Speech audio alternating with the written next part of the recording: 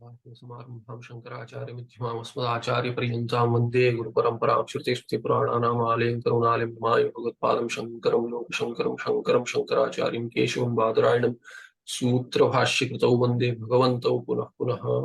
ईश्वरो गुरुरात्मेति मूर्तिभेदविभागिने व्योमवद्व्याप्तदेहाय दक्षिणामूर्तये नमः।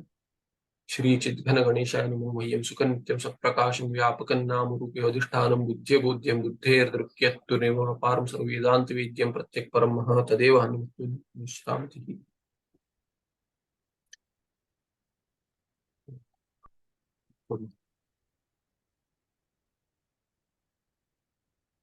तो हम दो आक्षेप देखे, एक विशेषण अंश में और एक विशेष्य अंश में। विशेष्य अंश में विशेषण अंश क्या था? विशेषण अंश था आत्यंतिक दुख निवृत्ति। तो उस आक्षेप का समाधान हो गया, संभव नहीं है, संभव दिखाया जो आक्षेप किया था। और विशेष अंश जो है ब्रह्म सुख स्वरूप जो है उसकी प्राप्ति, उसमें जो संशय था उसके हटाने के लिए दो भेद कर दिए कि क्या पूर्व पक्षी ये कह रहा है कि इसलिए विशेष अंश संभव नहीं है ब्रह्म की प्राप्ति, क्योंकि और ये ग्रंथ का आरंभ करना व्यर्थ है क्योंकि ऐसे मुमुक्षु ही उपलब्ध नहीं है। ऐसा मोक्ष प्राप्त क्यों नहीं सकता? क्योंकि मुमुक्षु उपलब्ध नहीं है। इसमें भी दो प्रकार के हमने पूर्व पक्ष देखकर उसका समाधान देखा। अभी जो दूसरा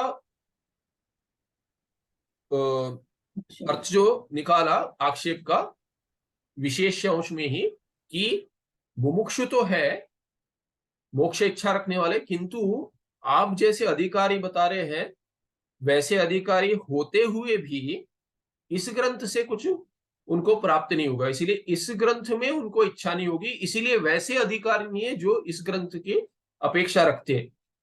तो उस अंश में अभी आक्षेप और समाधान देखेंगे। आक्षेप तो देख लिया है, तो उसका आक्षेप का अनुवाद होगा, फिर समाधान देंगे। सत्यपि मुमुक्षौ तस्य मोक्ष ग्रंथे प्रवृत्त्यनुपपत्तेः तदारंभः विफलः इति द्वितीयः अपि पक्षा न संगच्छते। यहाँ श नहीं है, प है।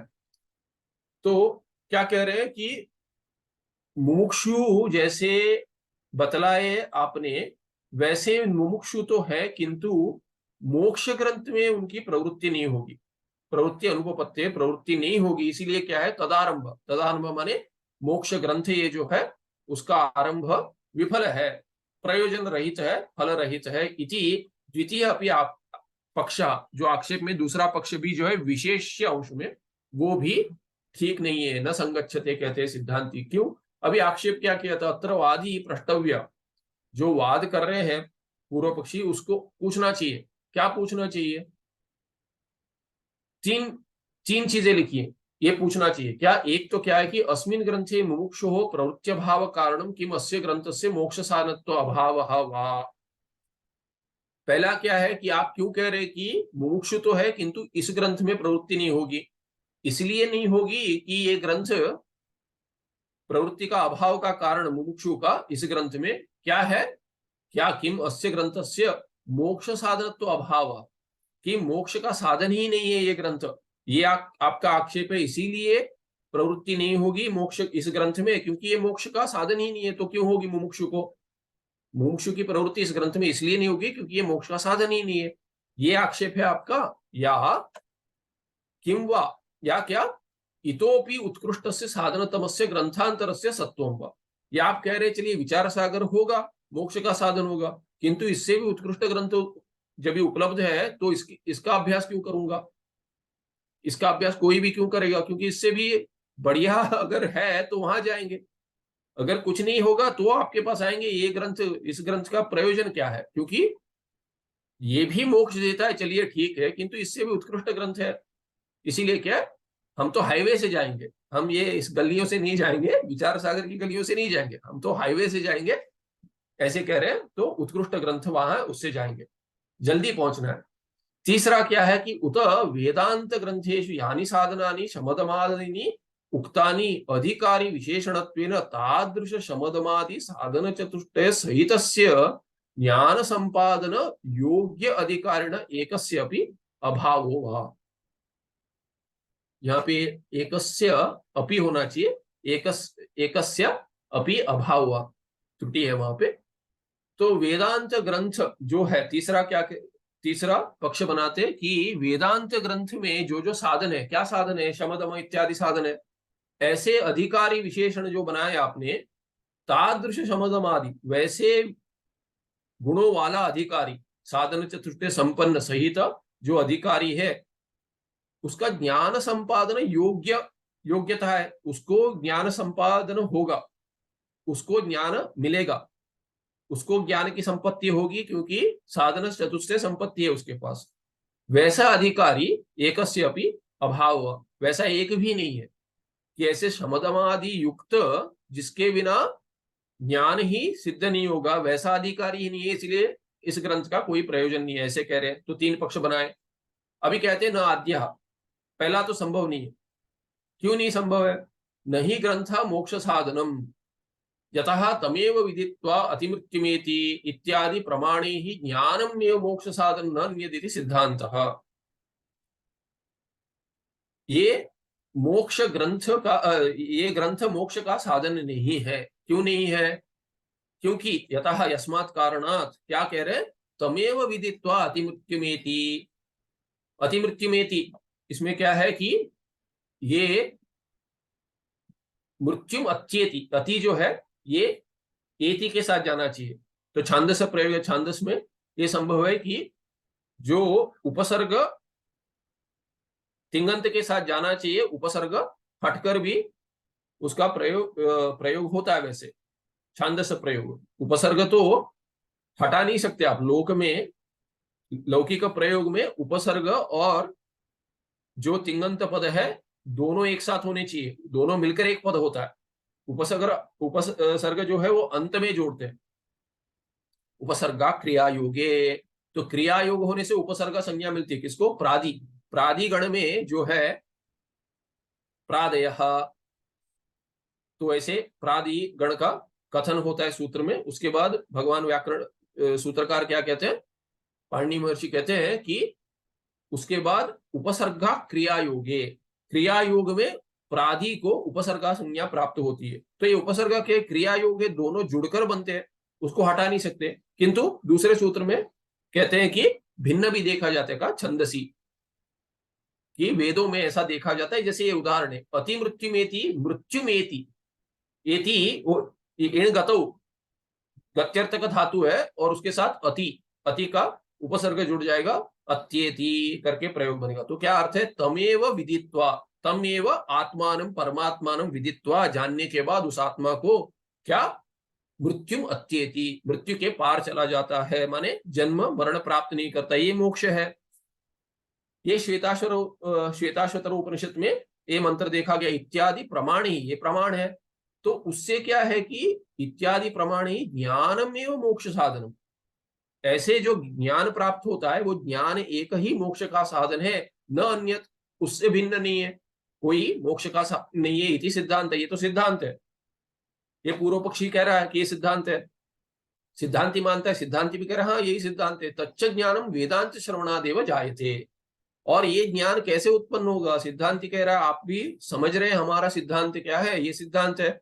और ये मोक्ष ज्ञान से जो प्राप्त होगा उसके लिए दूसरा कोई साधन ही नहीं है, वो ज्ञान कैसे मिलेगा? तो कहते तच्च ज्ञानम वेदांत श्रवणादेव जायते, वेदांत श्रवण से उत्पन्न होगा। इसीलिए श्रवण, और उसमें श्रवण क्या है अभी? तो श्रवण से जन्य है। तो जहां वेदांत का श्रवण होता है वो मोक्ष का साधन बनेगा ही बनेगा। इस ग्रंथ में वेदांत है।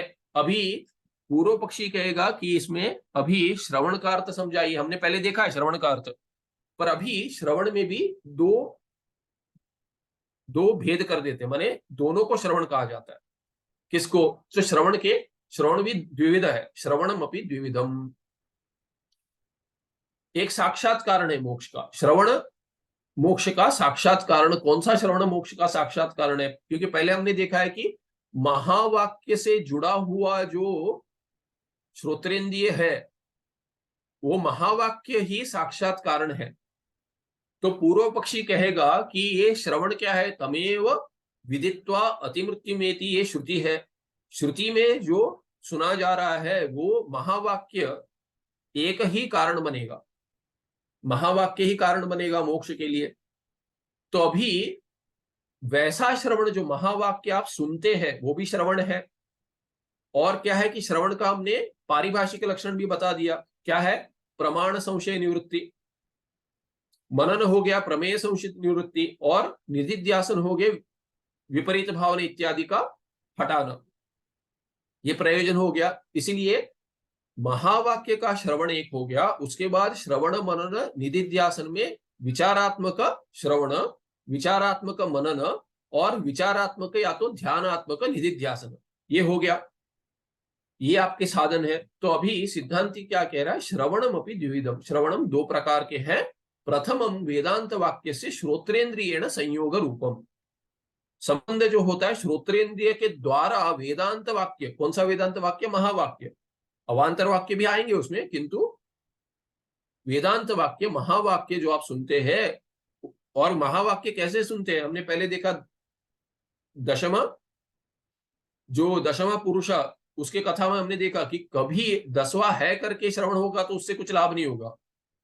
10वें तुम हो करके भी है तो किसी को लाभ होगा, किसी को नहीं होगा। कब जाके लाभ होगा?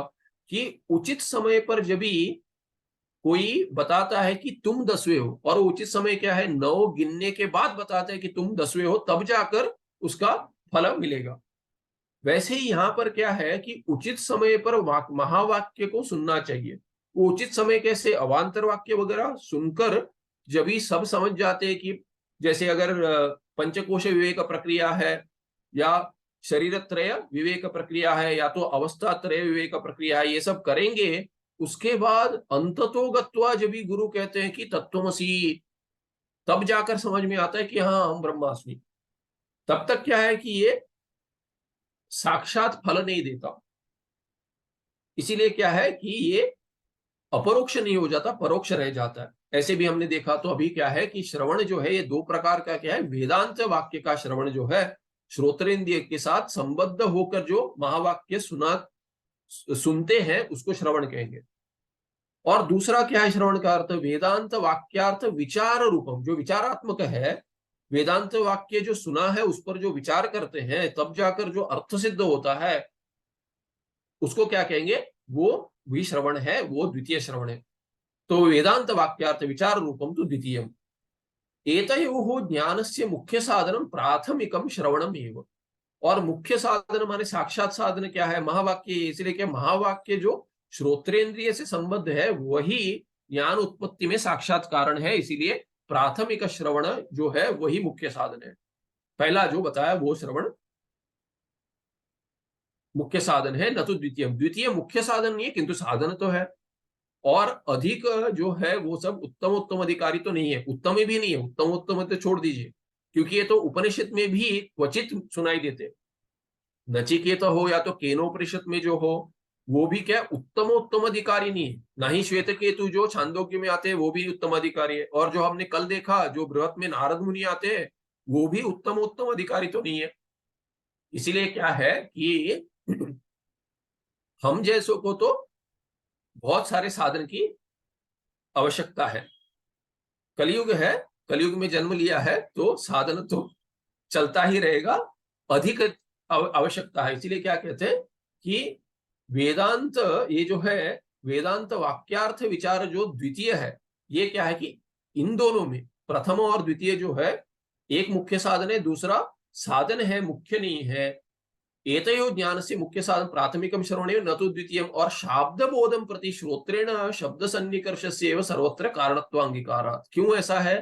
क्योंकि शाब्द बोध जो है, शाब्द बोध माने वाक्य का अर्थ समझना, शब्द का नहीं। शाब्द बोध माने वाक्य का अर्थ समझना, वाक्यार्थ बोध इत्यर्थ शाब्द बोध। तो शाब्द बोधम प्रति, शाब्द बोध के लिए क्या कारण है, क्या माना गया है? श्रोत्रेण शब्द सन्निकर्ष से सर्वत्र कारणत्व अंगीकार। सन्निकर्ष, संयोग, ये सब क्या है? संबंध अर्थ में है। तर्क ग्रंथ में ऐसे प्रयोग होते हैं। सन्निकर्ष माने वो शब्द सन्निकर्ष, शब्द का सन्निकर्ष हो रहा है, संबंध हो रहा है। कैसे? श्रोत्रेण, श्रोत्र इंद्रिय जो है उसके साथ शब्द का संबंध हो रहा है। किस शब्द का? महावाक्य का। किंतु यहाँ पे क्या है कि दूसरा जो है साक्षात कारण इसलिए नहीं बनेगा क्योंकि क्या है कि सर्वत्र कारणत्व अंगीकार, किसका अंगीकार किया है, क्या माना गया है, कौन कारण बनेगा, क्या कारण बनेगा, श्रोत्र इंद्रिय के साथ शब्द का जो भी सन्निकर्ष होगा उसी को शाब्द बोध के लिए कारण माना गया है। अगर आप शब्द बिना सुने अगर अर्थ लगा रहे हैं तो देखिए, एक और कहना चाहता हूं यहाँ पे कि अभी अभी कह रहे पढ़ रहे हैं, तभी आप अगर जोर से भी नहीं पढ़ रहे हैं तब क्या होता है, अंदर तो सुनाई देता है, अपने आवाज तो सुनाई देती है। विचार भी जब भी कर रहे हैं तो उसमें भी भाषा होती है कि किस भाषा में विचार चल रहा है। तो भाषा है माने उसमें तो शब्द है, विचार भी शब्दात्मक है, शब्द तो है विचार में भी। और वो शब्द अगर इंद्रियों से बाहर से नहीं सुनाई दे रहा, कोई दूसरा नहीं बोल रहा है, तो भी आप अपने आप को तो बोल ही रहे हो। ये सूक्ष्म अंश है, ये कहीं आप देखेंगे नहीं कि ऐसा, किंतु विचार करेंगे तो आपको भी, आप भी मान लेंगे कि जब भी मैं पढ़ता हूं तो जोर से भी पढ़ सकता हूं या तो मन में भी पढ़ सकता हूं। तो इसीलिए उसको क्या है कि जो वाक्य है, शब्द है, उसको भी क्या कहा गया है कि वैखरी हो सकता है, मध्यमा वैखरी, और ऐसे फिर जिसका दर्शन रूप में होता है वैसे भी होता है। इसीलिए शब्द के भी सूक्ष्मता होते रहती है। आगे देखेंगे तो ऐसे तीन वैयाकरणों ने भेद कर दिया है, तीन तीन चार भेद होते हैं ऐसे। तो जो शब्द है वो अंदर भी सुनाई देता है, अपनी आवाज सुनाई देती है, अपना ही शब्द सुनाई देता है। और अधिकतर क्या करेंगे जी, पढ़ते हैं तभी जोर से पढ़े, तो क्या है कि इंद्रियों द्वारा भी श्रोत्रेंद्रिय संबद्ध होकर भी सुनाई दे रहा है, ऐसे साक्षात भी हो जाएगा, पढ़ रहे हैं तभी भी। तो ये एक इससे जुड़ा हुआ एक अंश बता दिया। तो शाब्द बोध के लिए क्या है कि श्रोत्रेंद्रिय शब्द सन्निकर्ष से सर्वत्र कारणत्व अंगीकार। अब ये देख, सपने में तो ये बाह्येंद्रिय नहीं होते, तो ये श्रोत्रेंद्रिय जो है, ज्ञानेन्द्रिय भी है, वो जैसे बाहर से सुनाई दे रहा है अभी, वैसे सपने में वैसे बाहर से सुनाई नहीं दे रहा है। किंतु सपने में भी बाहर का प्रपंच है, बाह्य प्रपंच तो सपने में भी मन में है, और इसीलिए उसमें भी कोई ना कोई तो श्रोत्रेंद्रिय तो होगा ही, क्योंकि बिना श्रोत्रेंद्रिय तो बाहर का कोई बात कर रहा है ऐसे स्वप्न में ऐसा नहीं लगेगा। तो जब ये लगता है तभी भी श्रोत्रेंद्रिय संबद्ध ही है। और कहीं भगवान भाष्यकार कहते हैं इंद्रिय क्या है, जिसमें इंद्रिय वो है जिससे सपना देखते हैं करके भी कहा गया। कहीं कहीं माना गया कि इंद्रिय नहीं है कर, सपने में इंद्रियों का लय हो जाता है, किंतु इंद्रिय तो है, ये इंद्रिय ना हो किंतु दूसरे इंद्रिय तो है। और सूक्ष्म शरीर में जो इंद्रिय है वो तो बीजावस्था में जाते हैं, प्रलय में भी बीजावस्था में जाते हैं। एक जन्म में स्वप्न में तो छोड़िए, प्रलय में भी बीजावस्था में जाते हैं। सूक्ष्म शरीर जिसमें इंद्रिय भी है, वो इंद्रिय प्रकट नहीं होते किंतु बीजावस्था में रहते, और उनकी विदेह मुक्ति में ही उनका नाश होता है। इसीलिए क्या है, इंद्रियों को मानना चाहिए कि वो रहते हैं सूक्ष्म अवस्था में, बीज अवस्था में कैसे तो इंद्रिय रहते हैं।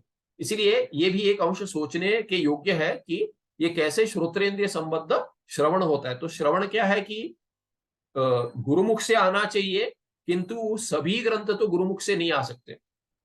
क्यों नहीं आ सकते? क्योंकि नए ग्रंथों की जो रचना होती है उसके लिए तो गुरु ढूंढते नहीं जाएंगे, जिन्होंने रचना की उन्होंने भी स्वयं रचना की।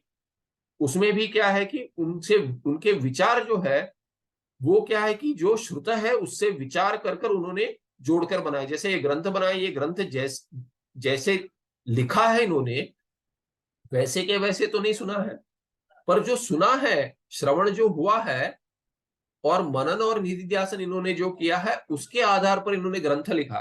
तो इसीलिए कि इन्होंने, ग्रंथकार ने तो इस ग्रंथ का श्रवण नहीं किया है।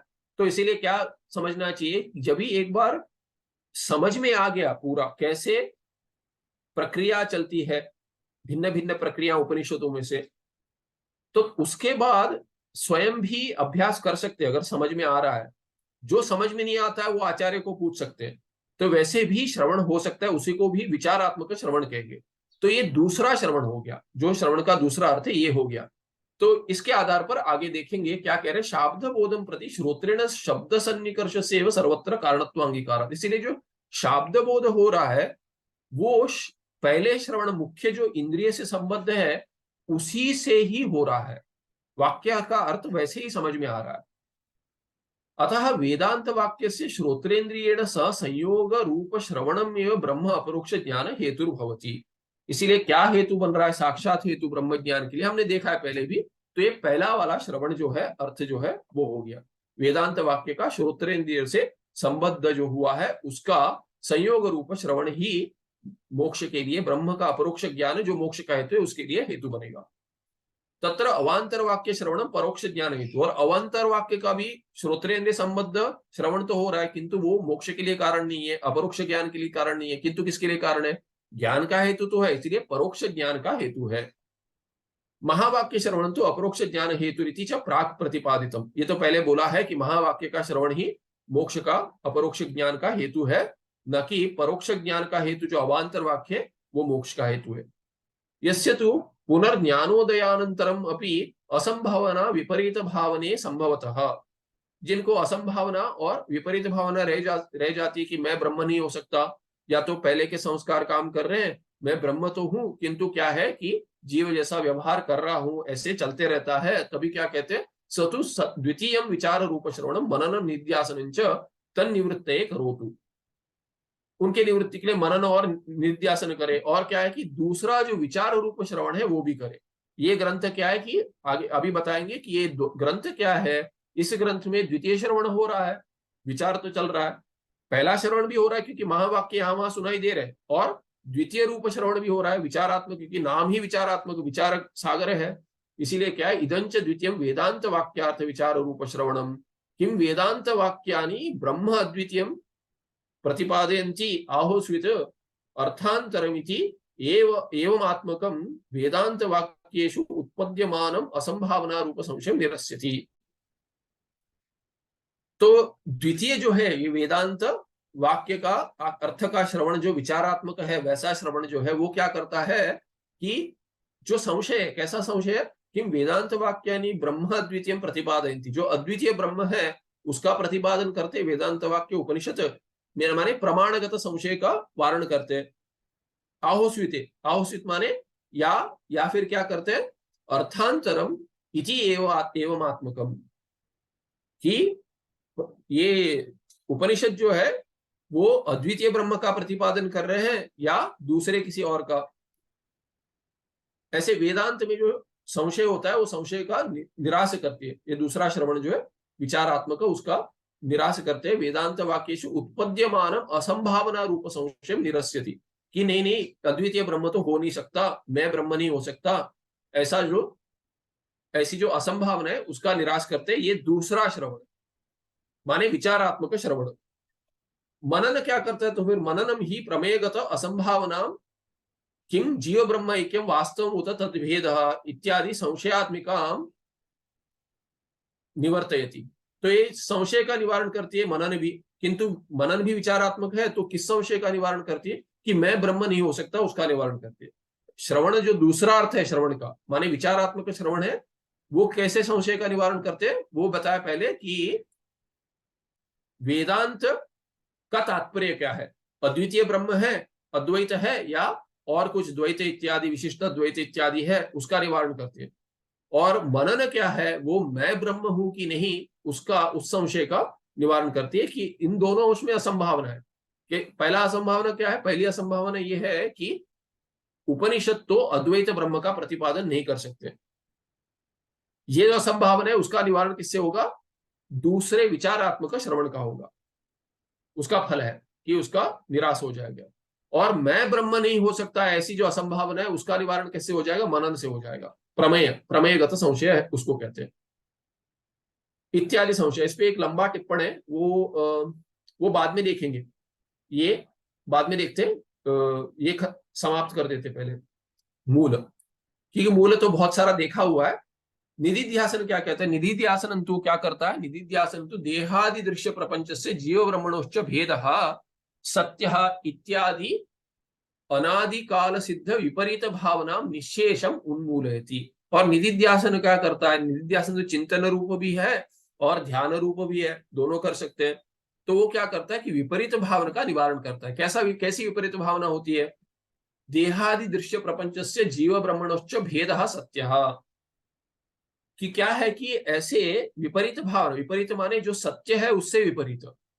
सत्य क्या है कि जीव और ब्रह्म में अभेद सत्य है, ये समझ में तो आ गया, किंतु क्या होता है कि विपरीत भावना जब आती है कि पहले संस्कार जब भी काम कर रहे हैं तब क्या लगता है दृश्य देहादि जो है, देह इत्यादि प्रपंच जो है, घटपटादि प्रपंच और जीव ब्रह्म में जो भेद है वो सत्य ही है, लग तो रहा है, क्योंकि व्यवहार चल रहा है, शरीर के साथ व्यवहार चल रहा है और शरीर का विषय के साथ व्यवहार चल रहा है, इंद्रिय का विषय के साथ संयोग हो रहा है। इसीलिए क्या है कि पुनः जो पहले भावना है जो क्या है सत्य से विरुद्ध है, विपरीत है, वो भावना आते रहती है, उसका निवारण निधिध्यासन से होता है इत्यादि अनादिकाल। और ये क्या है कि ये वासना तो अनादिकाल से है, अनादिकाल सिद्ध है विपरीत भावना, उस विपरीत भावना को जड़ से हटा देता है, निशेषम उन्मूलयति, जड़ से हटा देता निधिध्यासन। इत्थम ऐसे क्या है कि प्राथमिकम श्रवणम ब्रह्मात्मैक्य ज्ञान द्वारा मोक्ष हेतु, इसीलिए मोक्ष का ग्रंथ हेतु नहीं है, आप नहीं कह सकते। क्यों नहीं कह सकते? सिद्धांति कह रहा है कि पहला जो श्रवण है वो मोक्ष के लिए कारण बनता है, पहला श्रवण तो मोक्ष के लिए कारण बनता है, साक्षात कारण है ब्रह्मैक्य ज्ञान द्वारा। ब्रह्म ब्रह्म और जीव का, ब्रह्म आत्मा ऐक्य, जीवात्मा और ब्रह्म का ऐक्य, इसका ज्ञान इसका ज्ञान उत्पन्न करता है, उस ज्ञान के उत्पत्ति के द्वारा मोक्ष का कारण बन जाता है, मोक्ष का हेतु बन जाता है। और वाक्यार्थ विचार रूप जो द्वितीय श्रवण है, वाक्यार्थ विचार रूपम द्वितीय श्रवणम, वो क्या करता है, वो प्रमाणगत संशय हटा देता है। और मनन क्या करता है, मनन क्या करता है कि वो प्रमेयगत संशय हटा देता है और निधिध्यासन विपरीत भावना को हटाता है। तो असंभावना द्वितीय श्रवण और मनन से चली जाती है, उससे प्रमेयगत संशय भी चला जाता है, प्रमाणगत और प्रमेयगत संशय चला जाता है और निधिध्यासन से विपरीत भावना चली जाती है। तो असंभावना और विपरीत भावना हटाने के लिए द्वितीय रूप श्रवण, विचारात्मक श्रवण, मनन और निधिध्यासन की आवश्यकता है। मननम निधिध्यासनम श्रवण द्वितीय श्रवणम मननम निधिध्यासनं च इत्यादि ही असंभावना विपरीत भावना निवृत्ति द्वारा मोक्ष हेतु, मोक्ष के लिए वो भी हेतु है। कैसे? विपरीत भावना और असंभावना हटा देते। प्रमाणगत संशय जो असंभावना प्रकट हो रही है उसका निवारण करती है, और प्रमेयगत संशय भी, मैं जीव जो हूं वो ब्रह्म से भिन्न हूं ऐसे, इसीलिए एक नहीं हो सकता, ऐसी असंभावना जो है उसका निवारण कर देते हैं मनन और निधिध्यासन। विपरीत भावना हटा देती है क्योंकि सत्य लगने लगता है भेद, इसीलिए प्रपंच सत्य लगने से संस्कार है, इसीलिए सत्य लगता है, और भेद भी सत्य लगता है, इसीलिए क्या है कि उस विपरीत भावना को हटाने के लिए निधिध्यासन काम करता है। इसीलिए निवृत्ति, असंभावना और विपरीत भावना के निवृत्ति द्वार बनेगा और उस द्वार से द्वारा मोक्ष का हेतु बनेगा। क्या मोक्ष का हेतु? द्वितीय श्रवण और मनन और निधिध्यासन तीनों बन जाएंगे। और वेदांत क्या है? वेदांत इति उपनिषदः एव उच्यन्ते, वेदांत का श्रवण करना चाहिए का, ये तो उपनिषद है, हमको पता है। यद्यपि एतस्मात् पौरुषेयात् प्रकरणात्ताः भिन्नाः तथापि तदर्थस्य एव अयं ग्रंथः बालानां सुललितं बोधकः भवति। तो पूर्व पक्षी कह रहा है ठीक है, वेदांत तो उपनिषद है, अपौरुषेय है, उपनिषद वेद है, वेद अपौरुषेय है। अपौरुषेय माने किसी ने बनाया नहीं है, ऋषि जिनका नाम गिनाया जाता है वो ऋषि सब क्या है कि मंत्र दृष्टा है, केवल मंत्र दृष्टा है, उनकी रचना नहीं है, और उनका स्मरण करते हैं हम, ऋषि का स्मरण करते हैं, मंत्र उच्चारण के पहले छंदस ऋषि इत्यादि का स्मरण करते हैं, देवता ऋषि ही, और हम कहते हैं ऋषि ही छंदस और देवता, उसके बाद हम स्मरण कर कर मंत्र का प्रयोग करते हैं। इसका अर्थ ये नहीं कि वो मंत्र जो जिसका हम उच्चारण कर रहे हैं या तो प्रयोग कर रहे हैं, ये मंत्र उस ऋषि ने बनाया, ये अर्थ नहीं है, मंत्र दृष्टा थे वो, अंग्रेजी में सीयर कहते हैं, तो मंत्र का दृष्टा है, मंत्र देखा उन्होंने, किंतु मंत्र की रचना उन्होंने नहीं की। तो किसने की?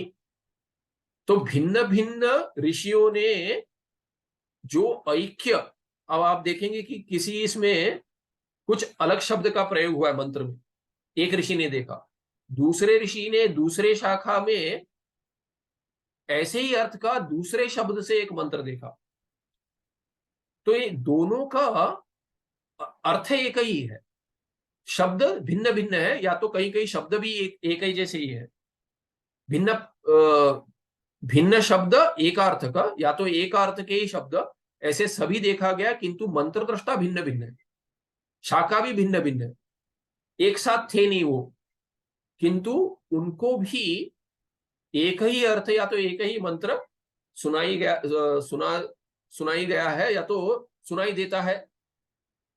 दिया है। इसीलिए क्या है कि दोनों ऋषि ने एक ही मंत्र या तो एक ही मंत्र का अर्थ देखा है। इसका अर्थ क्या है कि ये जिसने इसका उपदेश दिया वो एक ही है, अंततो गत्वा एक ही जो है उनसे उपदेश हुआ है, और ये इनको परमात्मा या तो ईश्वर माना है।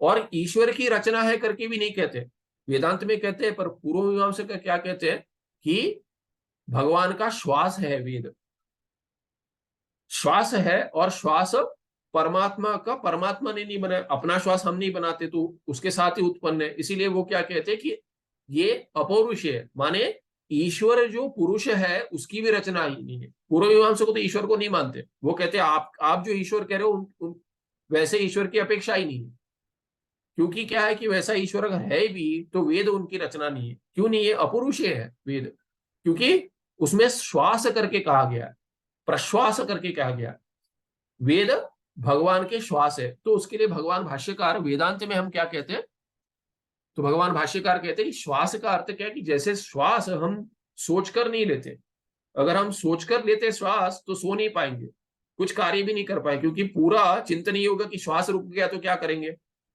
मर जाऊंगा। इसीलिए क्या है कि श्वास करते ही रहेंगे, भिन्न कार्य नहीं कर पाएंगे, निद्रा तो नहीं कर पाएंगे कभी भी।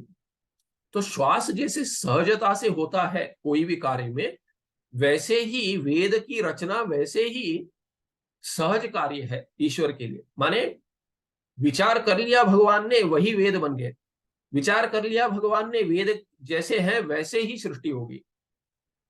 ऐसे सहजता दिखाने के लिए श्वास का प्रयोग किया गया है श्रुति में, ऐसे वेदांती मानते हैं। तो अभी पूर्व पक्षी क्या कह रहे हैं, उपनिषद वेदांत का श्रवण आपने कहा, हर जगह आपने कहा कि वेदांत का श्रवण, पर ये ग्रंथ तो वेदांत नहीं है, उपनिषद नहीं है, ये ग्रंथ तो पौरुषेय है, किंतु वेदांत क्या है, अपौरुषेय है। तो इसीलिए क्या कह रहे, वेदांत जो उपनिषद है, यद्यपि एतस्मात्, सिद्धांति कह रहा है, ग्रंथकार कहते हैं, यद्यपि एतस्मात् पौरुषेयात् प्रकरणात् ताः भिन्नाः, माने जो उपनिषद जो है वो भिन्न है। किससे भिन्न है? अपौरुषेय वेदांत उपनिषद जो है वो इस ग्रंथ से, जो पौरुषेय ग्रंथ है, मनुष्य ने बनाया है, वैसे ग्रंथ से भिन्न है। किंतु क्या है, उपनिषद भिन्न होने से भी तथापि तदर्थ से वयम ग्रंथ, उसी अर्थ का जो उपनिषद में अर्थ है उसी का यहाँ पे अर्थ बता रहे हैं। इसीलिए क्या है, बालानाम सुललितम बोधका भवति, आप उत्कृष्ट ग्रंथ होंगे तो भी इस ग्रंथ में उसी का अर्थ बता रहे। इसीलिए क्या है कि बच्चों के लिए मैंने वेदांत में जो बच्चे हैं, उपनिषद जिन्होंने नहीं पढ़ा है, या उपनिषद कठिन है जिनके लिए, जिसके लिए अधिकारिता चाहिए, वैसे अधिकारिता अगर नहीं है तो क्या है कि वेदांत भिन्न ग्रंथ से भी वही वेदांत समझ सकते हैं। ऐसे नहीं कि ये वेदांत अलग है, उससे हटकर है।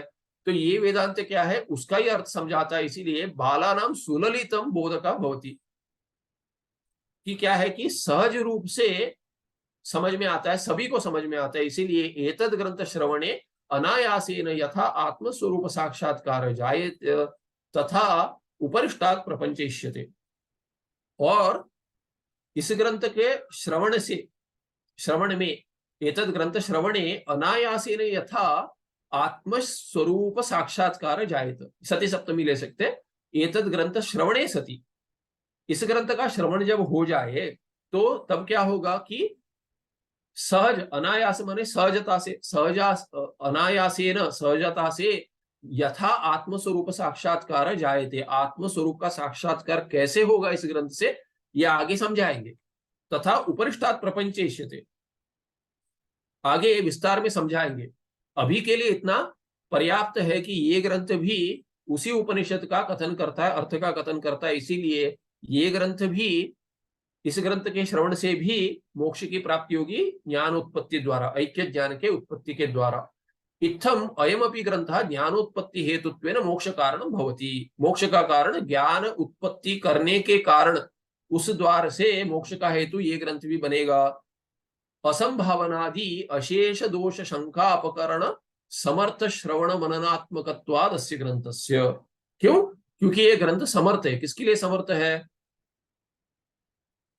असंभावना आदि, विपरीत भावना इत्यादि अशेष दोष शंका, जो दोष है, कैसे दोष है? असंभावना, विपरीत भावना इत्यादि दोष है। और इन दोषों का अशेष, एक भी नहीं रह जाए, ऐसी शंका का निवारण माने अपाकरण माने निवारण, निवारण करने का सामर्थ्य है इस ग्रंथ में। समर्थ किसमें है? श्रवण मनन आत्मक इस ग्रंथ, ये ग्रंथ श्रवण मनन आत्मक, निध्यासनात्मक है। इस ग्रंथ का भी श्रवण कर सकते हैं। और क्या है कि मनन इस पर भी, इसमें भी होगा ग्रंथ में। निधिध्यासन भी समझाएंगे कैसे करना है, इसीलिए इस ग्रंथ से ही हो जाएगा। इसीलिए क्या है कि इस ग्रंथ का स्वरूप ही ऐसा है कि श्रवण मनन निध्यासन तीनों है, और सभी शंका का निवारण करते, उससे असंभावना और विपरीत भावना इत्यादि दोषों का निवारण हो जाता है। इसीलिए तस्मात् अनेन ग्रंथेन मोक्षः जायेत इति एतत् केवलं न जायेत इति एतत् केवलं हठः। तस्मात् न अनेन, न जायेत, जायेत के साथ जाएगा, न जायेत, ये क्या है? इति एतत् केवलम हठः, ये पूर्वपक्षी का केवल हट है कि नहीं आए, नहीं मोक्ष का उत्पन्न नहीं होगा, हट कर रहे हैं। ये क्या है कि हट, ये कोई तर्क नहीं है। बार बार आप कहेंगे कि नहीं इससे मोक्ष उत्पन्न नहीं होगा, तो सच नहीं हो जाएगा। क्योंकि क्या है कि ये, इसके लिए क्या कहते हैं कि इसके लिए अनुभव सिद्ध है। ये अनुभव प्रमाण है इसमें कि बहुतों को विचार सागर से लाभ हुआ है। आप देखेंगे कहीं कहीं नहीं पढ़ाते, किंतु जो आचार्य है वो बतलाते, कहीं कहीं बताते कि ये विचार सागर में ऐसे कहा गया, प्रमाण करके दिखता है आपको। इसीलिए क्या है कि ये केवल हट है कि इससे मोक्ष उत्पन्न नहीं होगा। इसमें एक टिप्पण रह गया था, ये टिप्पण लंबा है क्योंकि ये दूसरे पन्ने पर भी जा रहा है, आप देखेंगे। और ये क्या है कि ये इसमें मेरी आंखें भी ठीक नहीं है इसमें अभी कितना पढ़ सकते देखेंगे। तो ये पहले पढ़ा था, और इसमें कहीं कहीं तो कहीं लोप हुआ है, तो जितना हो सके थोड़ा करेंगे। देखा हुआ ही है पहले, कुछ कुछ अंशों में देखा हुआ है, इसीलिए क्या करेंगे हम, इसको अर्थता पढ़ लेंगे, एक बार पढ़कर अर्थता देख लेंगे। ये अगले पाठ में करते हैं। कि क्या कि पढ़ने से और आंखें जितनी है उससे भी अधिक पीड़ा होगी। तो जो पढ़ सकते हैं पढ़िए, जो नहीं पढ़ सकते रहने दीजिए। मैं थोड़ा प्रयास करूंगा, पहले किया हुआ है, कुछ कुछ थोड़ा अर्थ तो समझ में आ जाएगा। ठीक है, अगले पाठ में मिलते हैं। कोई प्रश्न है क्या? हाँ माता जी।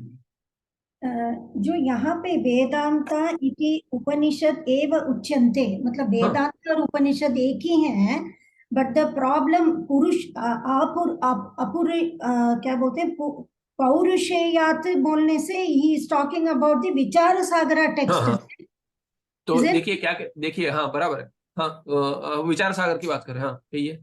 ओके ओके, बस यही समझना था। हाँ तो क्या, देखिए वेदांत जो है उपनिषद है, वेदांत इति उपनिषद है एवं उच्यन्ते। वेदांत से तो आप भिन्न कोई ग्रंथ का ग्रहण नहीं करेंगे करके पूर्व पक्षी कह रहा है।